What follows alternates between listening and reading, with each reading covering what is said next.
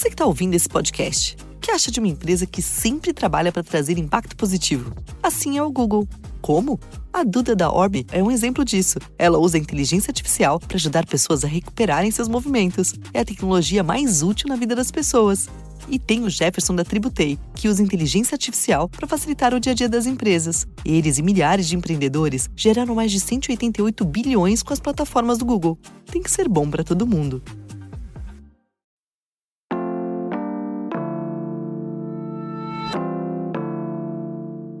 Today on CityCast Pittsburgh, our school district has a lot of old buildings in need of expensive repairs with room for double the number of kids currently enrolled. It is not a great situation. And now there's a group suggesting the district close 16 schools and consolidate a bunch more. It is controversial and it is raising a lot of questions. And just because it's proposed does not mean it has to happen. I'm here with two reporters to try to make sense of what we know so far, plus how you can maybe get involved.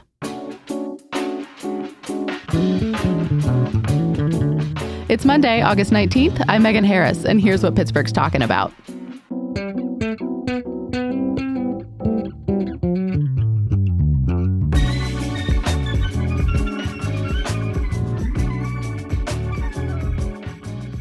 I'm in studio today with two education reporters, Leja Mistry from Public Source. Hey, Leja. Hey.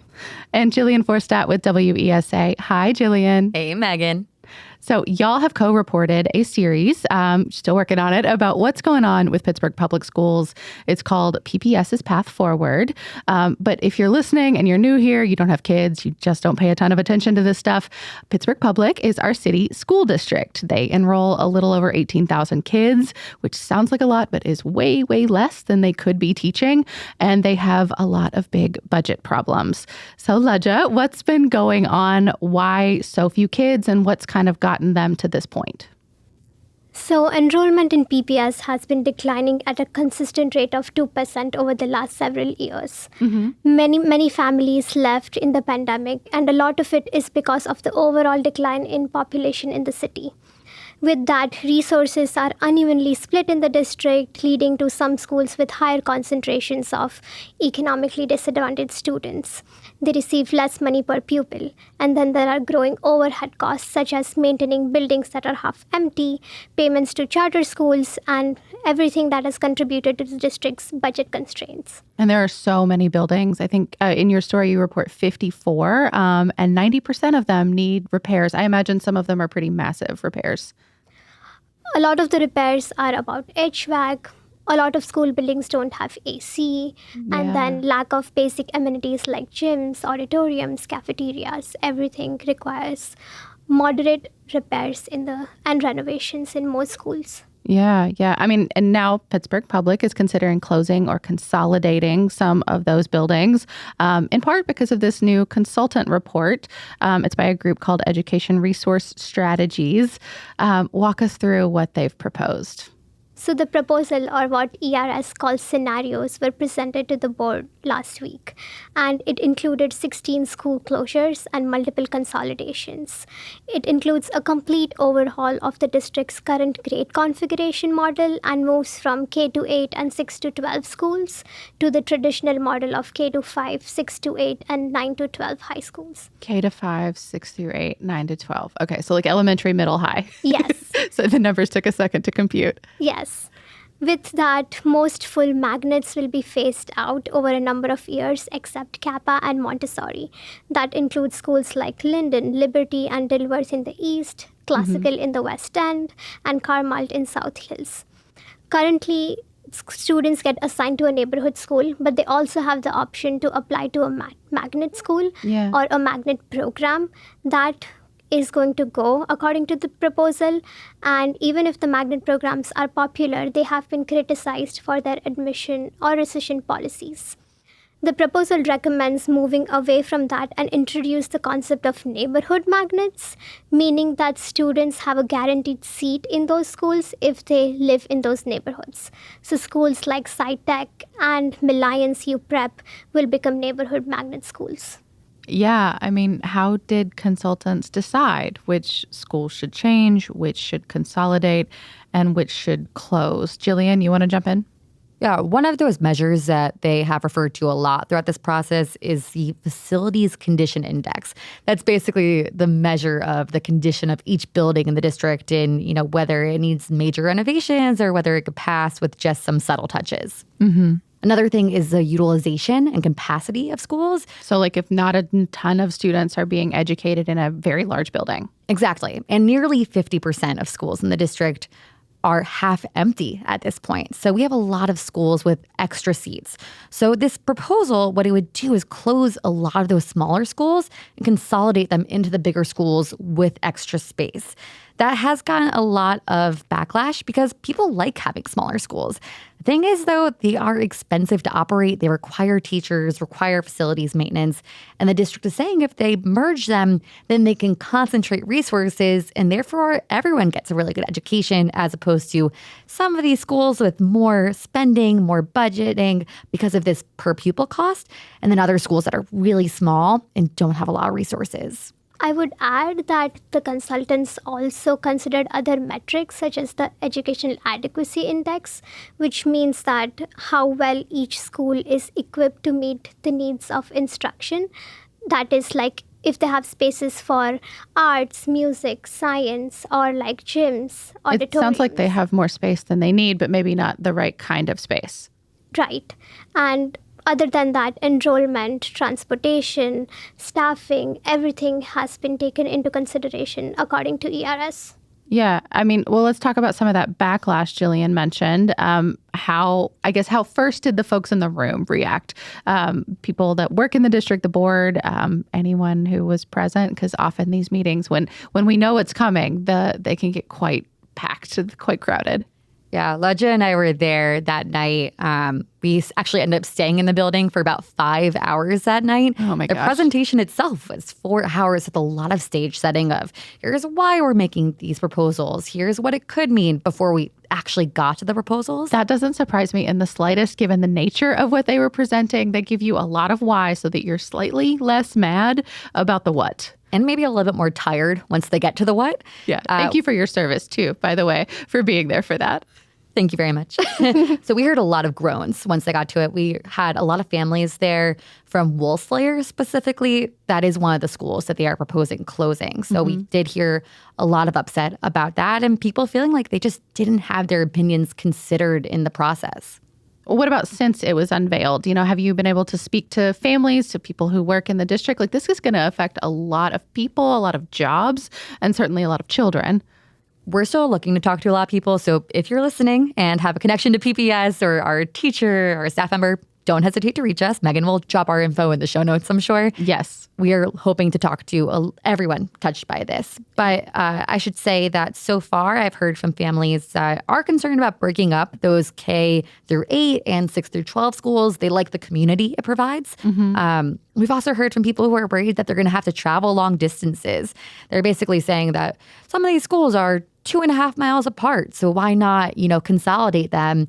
That's still a pretty far distance for people to travel, especially if they're taking public transit to school. Well, and for folks, that have maybe purchased a house right next to a school, it may or may not have been done because your kid can walk across the street safely with an eye line. Like, it's just a different calculus.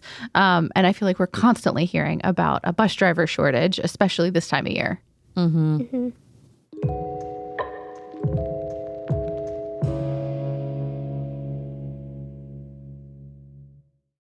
Okay, so consultants have a plan. Do we know what this proposed transition might look like? I saw it might take 3 to 5 years, for example, but do they stop taking kids now so that they've mostly matriculated by the end of this period or something else? How do you think this timeline is going to shake out? Right now, it's still not clear. It's difficult to say how the transition will look like because now the district is going to hold more community engagement sessions and get feedback. Based on that feedback, ERS will present final recommendations to the board, and the board will vote on those recommendations in September. Okay, so coming fast, do you know how they're going to do some of these engagement sessions? Like, will it be more meetings? Will there be virtual options?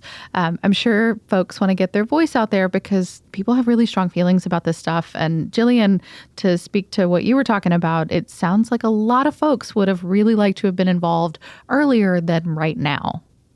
Earlier and with more options, this initial phase of community engagement is done during the summer. So a lot of people are on vacation or they're just not as plugged in like as they are during the school year. There are a few options, though, that PPS will have as they do this next round of feedback. That includes 4, they're calling it regional community meetings. So one presumably for each section of the city. Is it literally like east, south, exactly. north, west? That's how they're framing a lot of these recommendations. Yeah. What's happening in north and south and west and then also central Pittsburgh. So they're going to be having these community meetings in late August and early September, as well as a virtual option.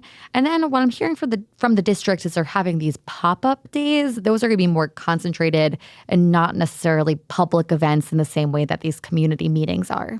I've been here for a little over a decade, and I think back to, like these isolated consolidations and closures, reading about the ones that have happened well before our time. Back in the year 2000, for example, we had more than 90 schools. So clearly the district has done this before to get down to now 54 after all these years. I guess from reading that you've done, from reporting with folks that have maybe been through this or had this kind of fear put into them that consolidations or closures may be coming, are there any lessons that you think maybe PPS should take from these past experiences? Stuff they've done well, or maybe you've heard from folks or stuff that they have not done as well as families might have liked? I have heard some concerns that they're going to create school deserts, potentially areas where charter schools can then pop up, maybe buy the building that closed. We did see that happen in Hazelwood when the Hazelwood Elementary School closed. Now that's Propel Hazelwood because they purchased the building there. Propel's probably the biggest example in our region. They've taken over quite a few Pittsburgh public schools just in the time that I've been in town. Yeah, exactly. And they're talking now, one of the proposals is to close Manchester Elementary School on the north side. There are 2 charter schools just in the vicinity of that elementary school. So there's questions now of, are those kids going to go to those charter schools, which then means that the district is paying money to send those kids to charter schools, having less money to educate their own students. And then also questions of, will another charter school pop up in any of those locations? Yeah, the new ones. And of course, this is just a proposal. Reminder, just because it has been talked about and presented, and we're talking about it today, that does not mean that it is actually going to happen. But let's play pretend for just a minute and say that it does. Say it gets passed in its entirety exactly as outlined right now. Do you think that this begins to solve some of the district's problems, particularly those budget issues? Or could more cuts, more consolidations be coming, even if they take these drastic steps? Does this fix it or not? I think PPS has a ton of equity issues in terms of staffing, resources, opportunities, enrollment, and that is what it needs to solve. And nationwide studies have said that school closures can disproportionately impact students of color and Black neighborhoods. And it might mean extra costs for the districts for renovations or for keeping a closed building before it sells. So if the district implements the proposal, it needs to ensure that its Black student population and Black neighborhoods are not impacted. And I think Jillian can add more to that.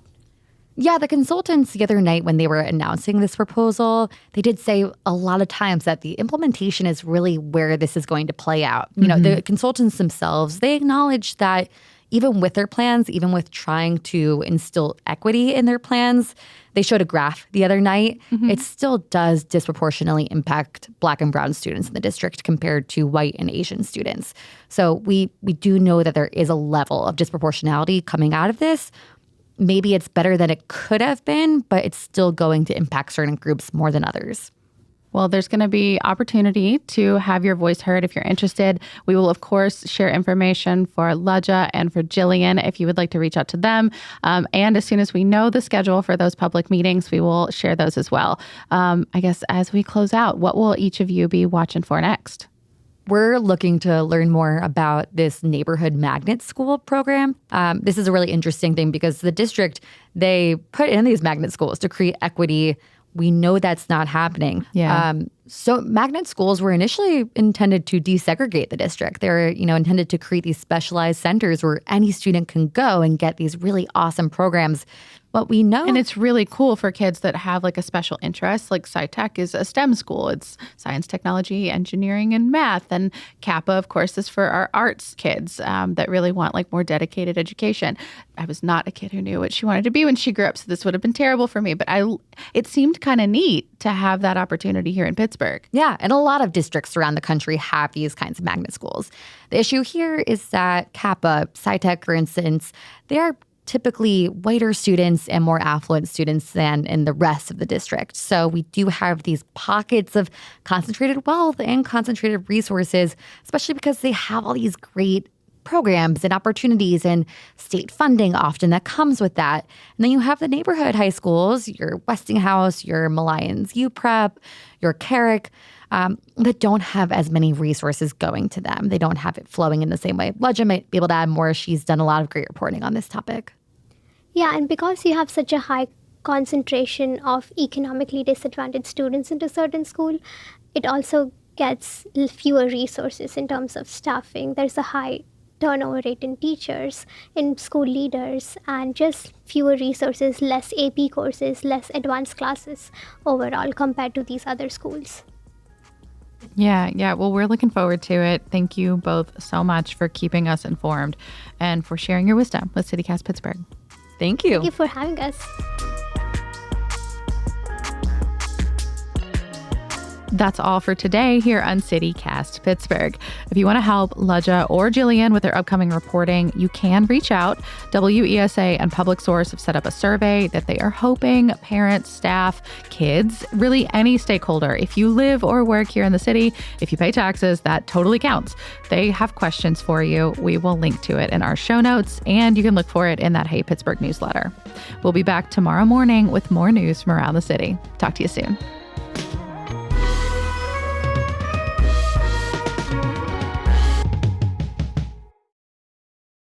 Man, they have really opened the floodgates on parental ire